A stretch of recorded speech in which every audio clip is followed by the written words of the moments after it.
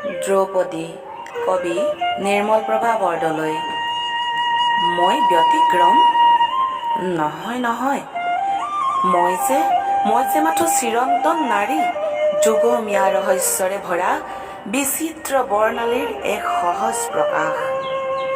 মোৰ বাসনাত কোনো নতুনত্ব নাই। আদিতমা নাৰীৰ মনৰ ৰং আৰু সুৰভিয়ে মনৰ মজিয়াত মোৰ আলপনা আগে।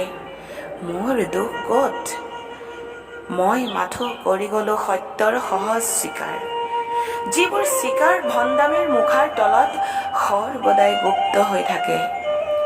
হাঁহি উঠে আৱৰণৰ আঁৰত আমি সকলো উলংগ। প্ৰাণৰ পাত্ৰ জানো কেতিয়াবা ভৰে, যেতিয়া নিজকে ভাবোঁ সবাতোকৈ ঐশ্বৰ্যমণ্ডিতা বুলি, সকলো পাইছোঁ বুলি গৰ্বিত ভংগীত স্ফীত হৈ উঠোঁ।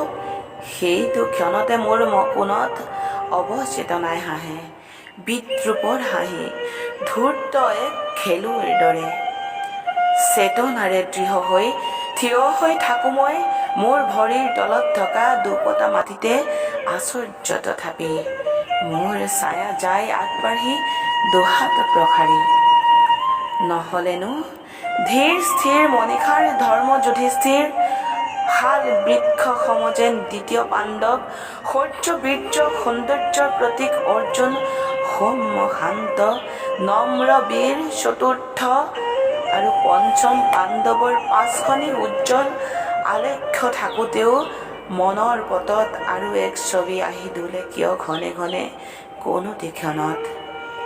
বিচাৰো কৰ্ণক কিয় এই তৃষ্ণা জাগে আকণ্ঠ ভৰিৰ মোৰ থাকোঁতে অমৃত? এয়া যে মায়াৰ খেলা।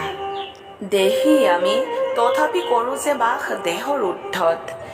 এয়া এক অনুভৱ বিশেষ স্তৰৰ, এয়া এক মানসিক উপলব্ধি গভীৰ মনৰ।